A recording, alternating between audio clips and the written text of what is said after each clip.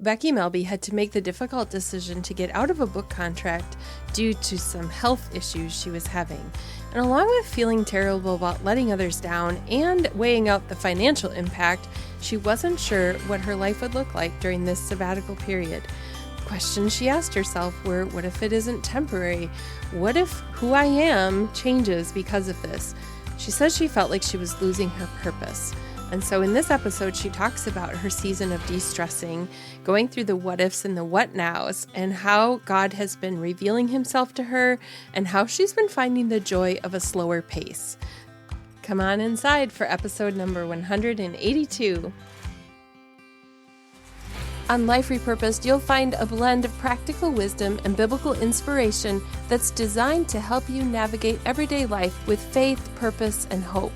We focus on personal and spiritual growth with a range of topics from improving your relationships and discovering your purpose to setting and achieving goals, plus tools and resources to help you live your repurposed life. I'm your host, Michelle Rayburn, the author of books and Bible studies about finding hope in the trashy stuff of life. I'd like to introduce you to Becky Melby. She's a Wisconsin resident and the author of more than 25 fiction titles, including 10 books in several Guidepost Cozy Mystery series. She's also co-authored Spouse in the House, Rearranging Our Attitudes to Make Room for Each Other. Married for 51 years, mother of 4, and grandmother to 15, Becky thrives on writing, reading, camping, rides on the back of a silver goldwing, feeding chickens in her backyard, and time with family. You're going to learn more about Becky in this episode, but if you want to learn more, in the show notes, I'm going to link to her website, which is beckymelby.com. So here's my chat with Becky. I'm so excited to introduce you to my listeners and my readers. So I'm going to get started by asking you kind of a general question, and then we'll get rolling on some deeper things. But we're putting this out right before Christmas. So I want to know, as a boy mom to a boy mom, what is the most fun thing that you look forward to as you celebrate Christmas with your grown boys? A tradition that we started back when I think we only had our first child was Christmas stockings. And we are now up to, I think there are 28 stockings hanging on our mantle. Oh my goodness. So that's one of those things that's like, it's so fun, but also stressful. So in the last couple of years, a couple of my daughters-in-law have stepped in and said, can I do some of the shopping for you? Or we'll help you fill them because they don't look, I've got these gorgeous stockings that my daughter-in-law and her mother make and sell. They're beautiful, made out of their recycled sweaters and old like antique buttons. Oh, wow. I wish I could show you all a picture. But they're just beautiful. They're lined, they're wonderful compared to the old ones I had that had strings inside because they were embroidered on the outside. And then I'd be in a hurry on Christmas Eve trying to fill them and things would get stuck on the strings. So these gorgeous stockings, but they don't look pretty when they're full. So it's this last minute thing when everybody's gathered to open gifts. We read the Christmas story, then we do stockings, we hand them out. But it's this rush to get 28 stockings filled at the last minute. So now I've got my daughters-in-law jumping in and they're my elf helpers. Nice. But I just love handing them out. And we spend $10, $12 for each one. So it's their favorite candy and little trinkets and, things I get at the dollar store. But it's just, it's fun that we do that same thing every single year. And everybody has their name on their stockings. So they know Yeah. which theirs. And oh my goodness, that's so cool. Do you hang them all up throughout the whole season then?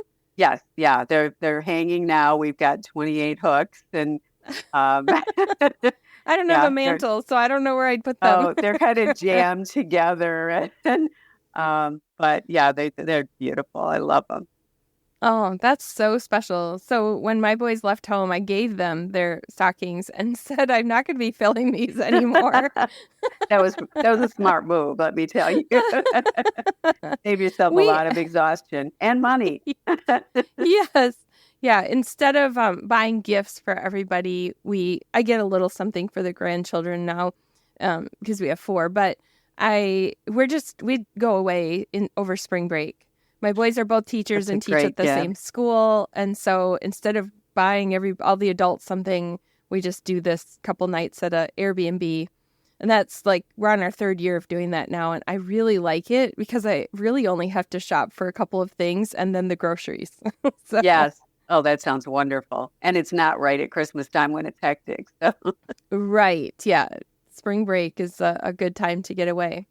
So our paths cross, Becky, as writers, and some of my listeners know that I've done a couple of compilations, and you happen to be in the Boy Moms one and in the recent Christmas one that came out. But mostly you write fiction, and I know from your story you've been doing that for quite a few years. And so I'd love to know just kind of a brief synopsis of what made you decide to start writing fiction. I started writing fiction when I was about 8. My my dad would bring home these little tablets from different companies that he worked with from work, and I would turn them sideways so they opened on the left side. And I remember writing a story about the first Valentine's Day, which I just made up, and didn't illustrate because that was not my forte. And then like through high school and college, I started writing poetry mostly and entered a few contests. And well, actually, I think the thing that really spurred me on was in 5th grade. I had a poem that the teacher put a big red A+, good job, and put it up on the bulletin board. And I'm like, there's my name on it. This is my destiny. But so then I was writing, poetry. In my probably 30s, I got into writing stories for Sunday school take-home papers. Mm-hmm. That's a huge market, or it was at the Yeah, it time, was. and that was a great way to build up credit. So that helped me when, finally got around to having time to carve out time to write. I'd always said I wanted to have my first novel published by the time I was 25, and then, 4 boys. Right. All 4 boys, homeschooling, and so I think it was the year that I became a grandmother at 43 that my first book actually came out. And the way that started, I had a good friend, Kathy, who back in the 80s and early 90s, there wasn't a lot of good Christian fiction out Mm-hmm. there. Love Comes Softly, once if you've read all of those, there wasn't a whole lot. So we would exchange books. I'd read one, give it to her. She'd, read it, and we'd trade them back and forth. And she called me one day and she said, I just literally threw a book at the wall. She said that the dialogue was so predictable, the plot was trite. She said, how come you've never asked me to write a book with you? And, my snarky answer was, you've never finished a sentence in your whole life.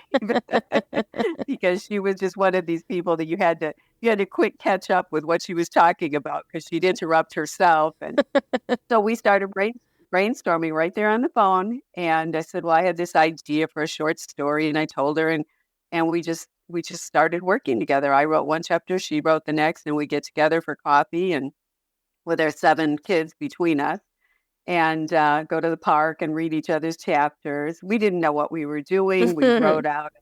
By the time we took us 9 months to birth our book baby, it was 75,000 words. And then we just took a writer's market book and started looking for places that took unsolicited Wow. manuscripts. Just started sending out. We didn't even know how to write a proposal. This is Sure. this is going blind. And we heard back from a couple publishers. Thomas Nelson was interested, but then that kind of fell apart. And then we heard from Barber Publishing, and they liked our story concept. The only problem was that their word limit was 50,000. So we were like, do we take the bird in the hand and cut a third of our book? And that's what we decided to do. So we went off, Wow. went to a Bible camp that was a college, I guess, that was closed for the summer, and stayed in one of the dorms for a couple nights. And we just, this was with a hard copy. This is before, Yeah. anything electronic. And we just took turns reading out loud and cutting and slashing and burning. And Mm. We thought it was going to be really hard, like these are our precious words that we're chopping off body parts, but it ended up just being a hysterically fun experience and really the greatest editing learning tool I think that I've ever had is how you can cut unnecessary words. And then we ended up writing 9 books together for Barber, and then I went on to do a few trade length for them, and on, and then moved on to Guidepost. Most recently, I've been writing cozy mysteries for Guidepost. I love that example of even the editing on how it could seem like a challenge. Well, it is a challenge, but it can seem like something that would really stress somebody out. And you saw in the middle of that how it grew you as a person and as a writer. So I love that. So it sounds to me like writing has really been part of your identity, like for your whole life. Is that fair to say? Very much so. Yeah, it's kind of because I always feel like I got invited quite a few times with friends to go to a retreat where people would sit around and do their quilting and knitting while they were chatting. And I'm like, I can't do that. I can't sit with a laptop. And I really don't have any other hobbies. I don't do gardening. Things that's it. That is Mm, kind of like my focus. It's ministry as well as a job. yeah. So yeah, a huge part of who I identify myself as. I actually have gone to one of those crafting retreats with a laptop. I used to do some of the crafts that I've set aside as I've done more and more writing. And so I actually have gone with a laptop and done some of my research while I'm visiting with people. So, While you're yeah. talking, I mean, if it's like, I guess research, not the really, research would be different. yeah. So just having to look things up and study stuff. Yeah, I have done that. So that's been my way of kind of transitioning there.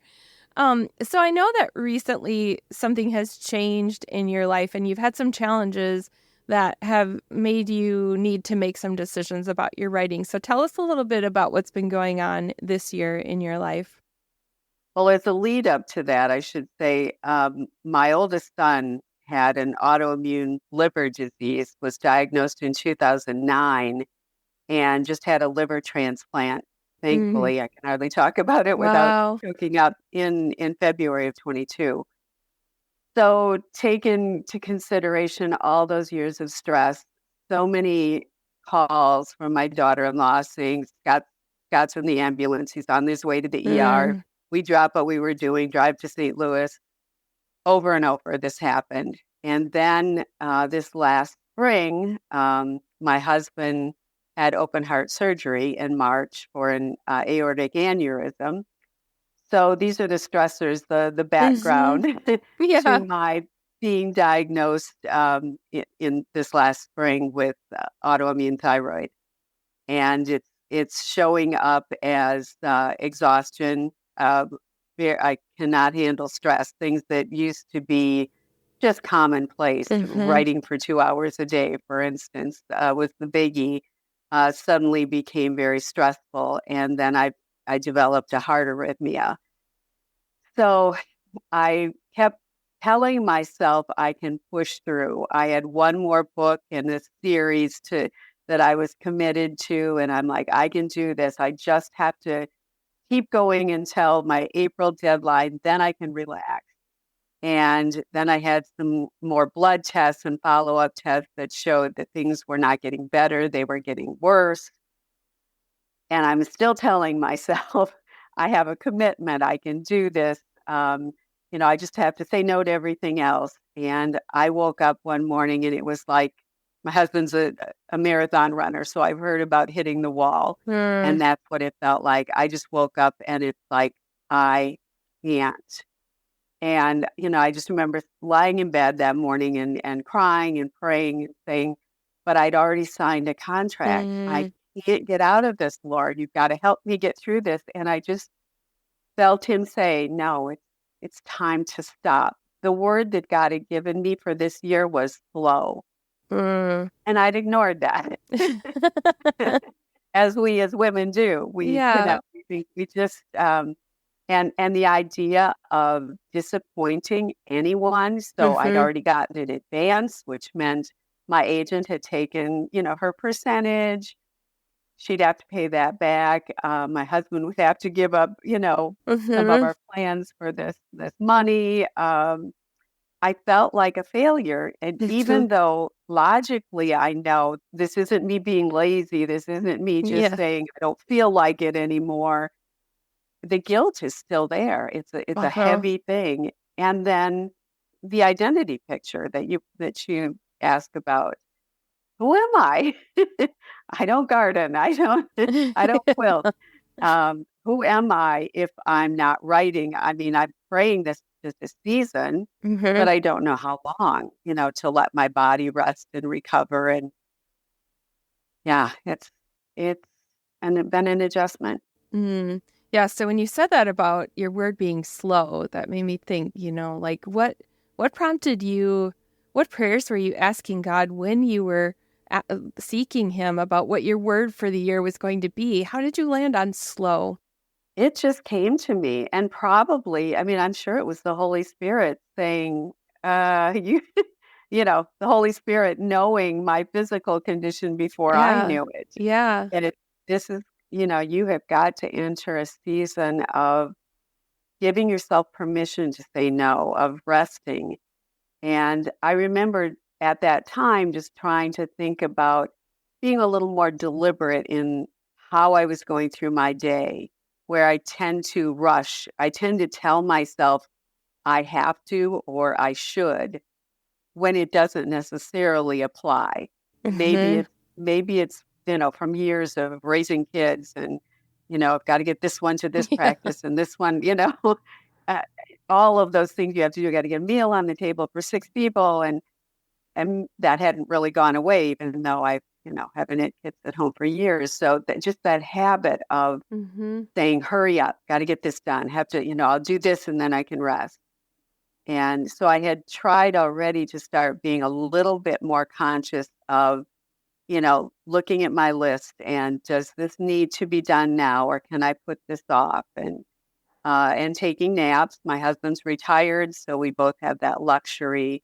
So I had implemented a few slow down things, but when it came to, my writing, I would always, just figure out what day I needed to start in order to get to my deadline.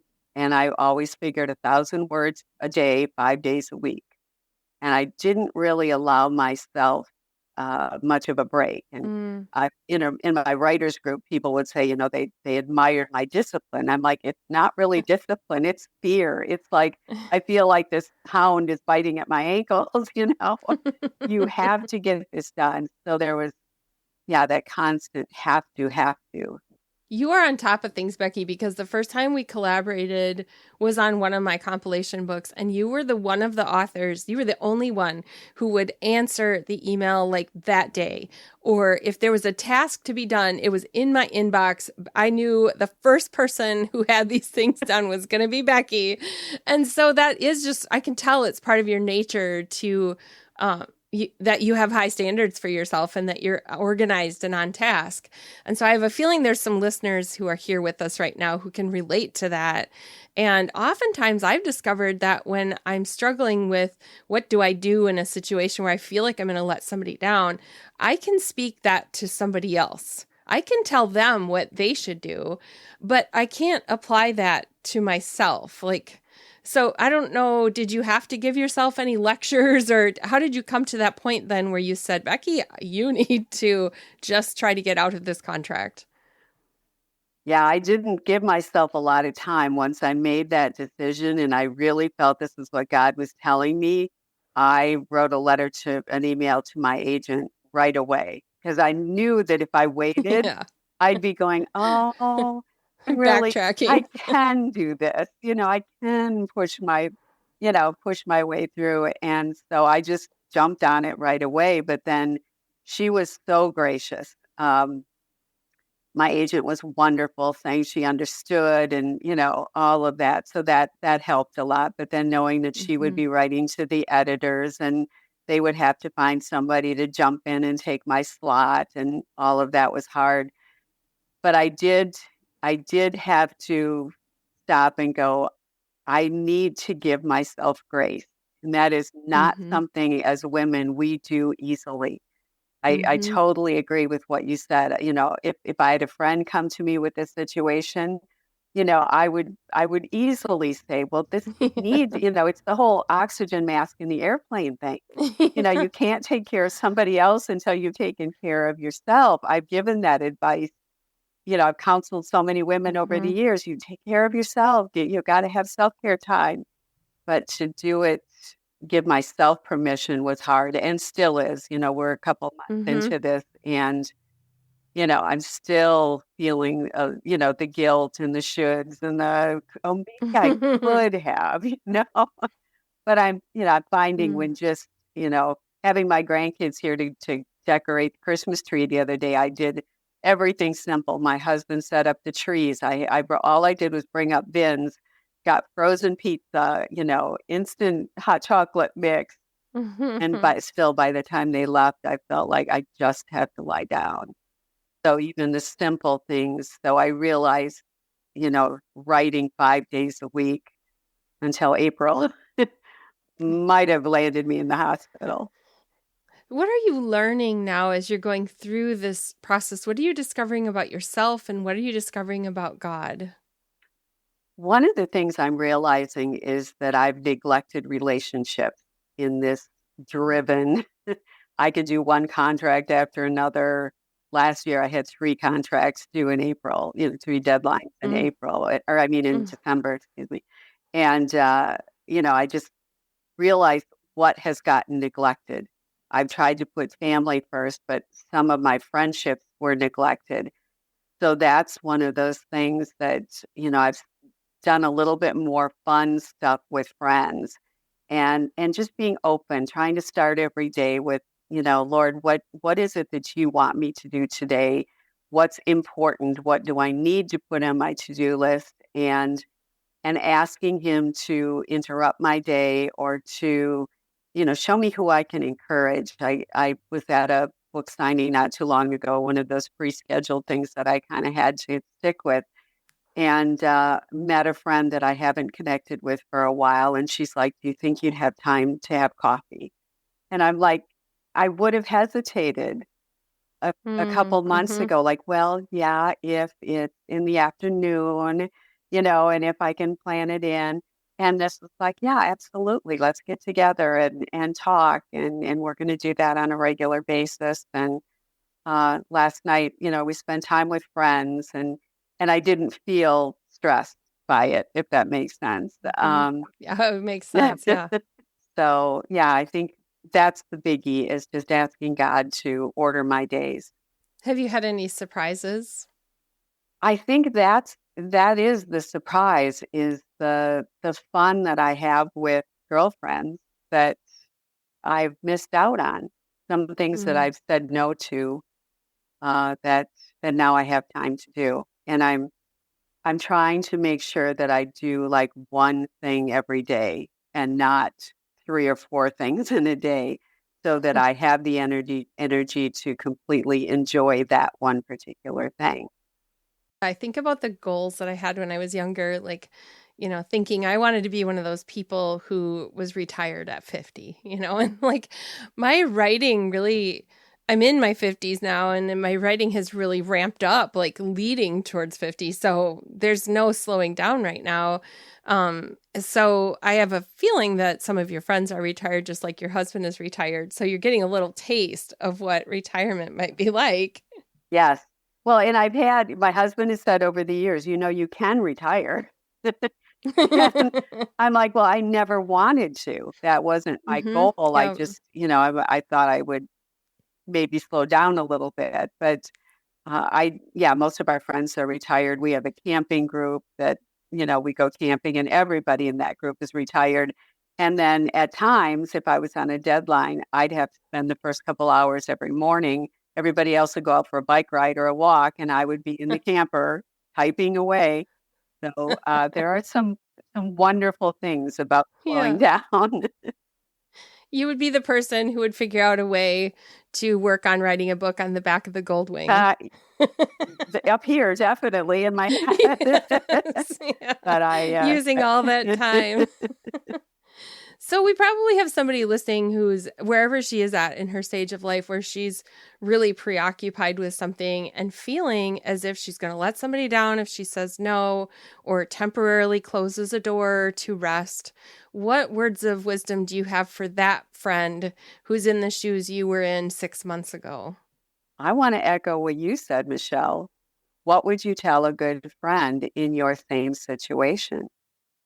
And give yourself grace. Let God order your day, as rather than we tend to have our little planner books and fill up our calendars and sit down with your calendar and say, God, I want you to be the one in charge of this. You're in charge of my calendar. You're in charge of my to-do list, and listen.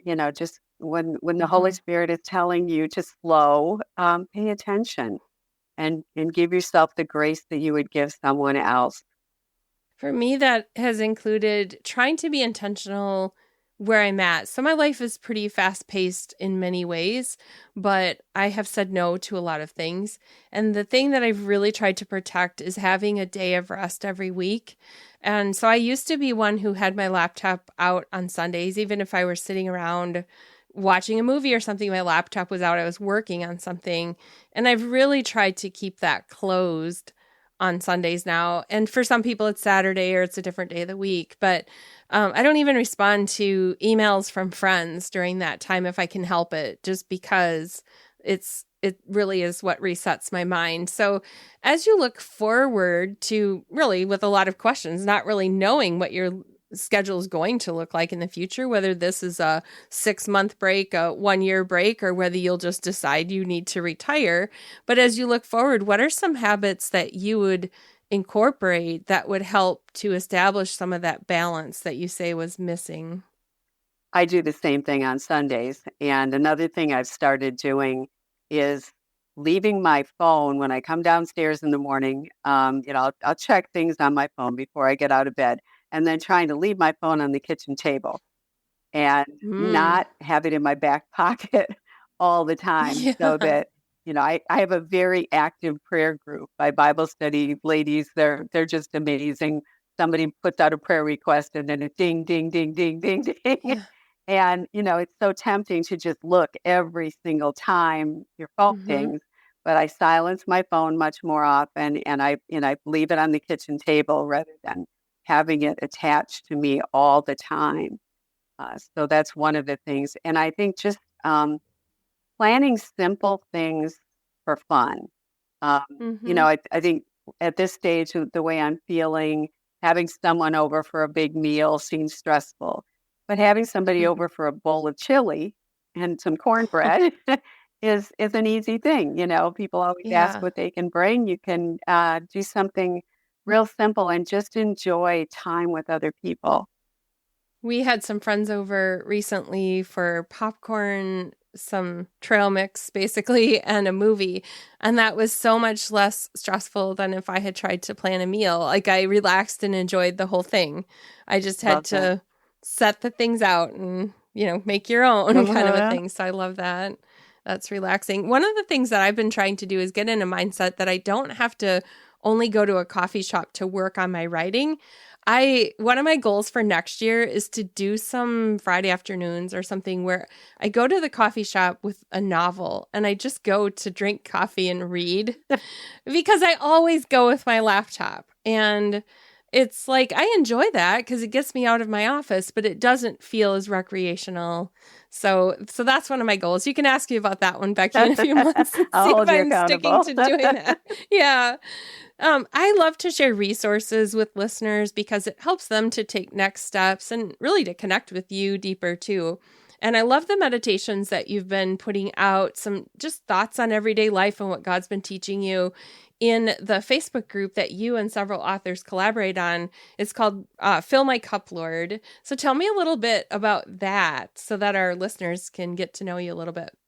This started back in, I think it was 2018. A friend of mine had a Facebook group, and she felt God telling her she needed to move on to something else. So she had asked a couple of us, a friend of mine who lives near me, and I, if we'd be willing to take it over. And so we, just kind of prayed about it and decided to ask other women in our local writers group if they wanted to take part.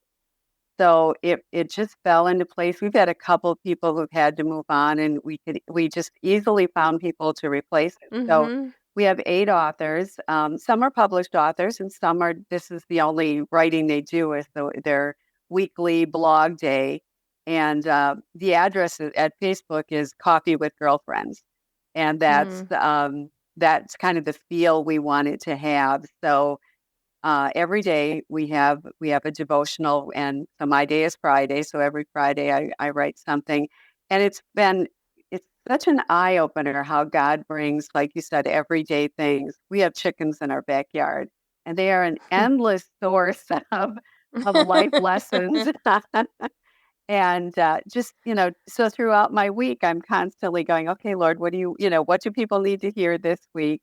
And I'm this week I'm writing about a failed batch of cookies.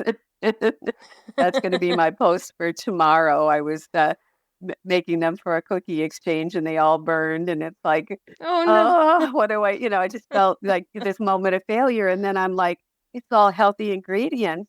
It's stuff that's really good for my chickens. So I ran outside, and and the chickens loved them. So it wasn't a waste. I'd Cookies redeemed for my the chickens. cookies. But so every day, and we all have our different styles and our different outlooks on life. But it's just, and then once or twice a year, we all try to get together. And some of us have moved. One friend is in Minneapolis area, and another one's out in Virginia, and so when we can get together, it's just amazing. But we've developed this community of readers that will comment on a daily basis, and we get to feel like we get to know them through that group. Hmm. So it's been fun and just a good ministry. I joined the group not too long ago and I've enjoyed it. And so I will link to that in the show notes for the listener who also wants to join the group, and give a shout out to Becky and tell her that you heard her on Life Repurposed and learned about the devotional group. Fill My Cup, Lord, but at Facebook, if you're searching, it's going to be Coffee with Girlfriends, but I'll give that link. Becky also writes fiction. Actually, Becky writes some nonfiction too.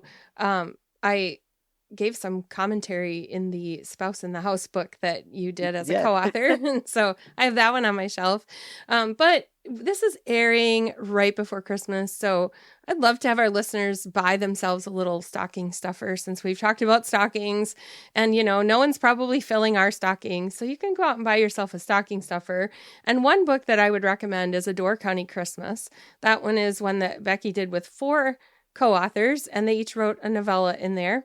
And it came out a long time ago. Before we went on the air, I showed Becky that I own the original copy, but it's since been re-released. So, Becky, where do people find that? Is that wherever books are sold, they can find Door County Yes. Christmas? Hmm. Okay, so that one, if you order it with your Prime shipping or one of your rapid shipping, you can have it in time for Christmas to put in your own stocking. Do you have any other books or resources, any of your fiction that you would want someone to get started with? Because I know you write a lot of books, Becky. Well, at this time of year, I have another one called "Do You Know What I Know?" And Oh, yes, I remember yeah, seeing that so that's cover. just a short read. It's kind of a fun story, and that's available on Amazon. And all the books are available through my website too. All right. So if you're somebody who really enjoys the seasonal movies that come out at this time of year, kind of that really the warm fuzzy, but with the everyday practical things, that's really how I feel like Becky's novels are. The ones that the reading that I've done and the contributions that you've done in my compilations, Becky. So for the listener, I encourage you to pick up one of Becky's books just because it's so fun to unwind with a good book. Becky, do you have any parting words as we wrap up for the listener who is either going through a difficult time right now at the holidays, or really just struggling with trying to figure out what is my purpose, Lord, now that something has interrupted my flow? I guess I'd go back to asking God to order your time and your days. And it's so easy for us to compare ourselves to, some superwoman we see on social media. The person we imagine just has it all together, and our house needs to be as perfectly decorated as hers. And this is a time of year, just I think, to give yourself grace and just simple is okay, slow is okay, and it's good for you. And I think if we can eliminate some of those have tos and shoulds, then we can Mm. slow down and really just enjoy the season and the people that God has put in our lives. Becky, I want to thank you for spending some of your valuable energy with us today, because I have a feeling now you've used some of that adrenaline. And so I hope there's a nap in your future sometime this There's a afternoon. dentist appointment is next, and Oh, no. wouldn't be my ideal plan, but there will be a nap. There will be a nap. And thank There you, will be a Michelle. nap. This is I really love your podcast and love Thank to you. get to know your listeners. So thank you for this opportunity. You're welcome. Thank you so much for being here. Listener, I will have the show notes, a link to Becky's website, the books we've talked about, so you can connect there. Thank you so much for being here, Becky, and I hope that we get to collaborate more on future projects. I hope so too. Thank you. And Merry Christmas, everyone. You will find the show notes for this episode at michellerayburn.com/182. I'll link to Becky's website and her books there for you. I want to wish you a Merry Christmas, and I will say Happy New Year, but there will be an episode next week as well. So we're focusing on wrapping up the Christmas season on the Life Repurposed podcast this week. And then next week, I will be back with some things looking ahead to the new year. And I'm in the process of thinking through what the themes are going to be for next year, for 2024, and thinking about some of the possible ways I can bring guests onto the show in a different way than what I've been doing. So watch for some announcements coming about that. But in the meantime, you have a wonderful time with your family, and Merry Christmas to you.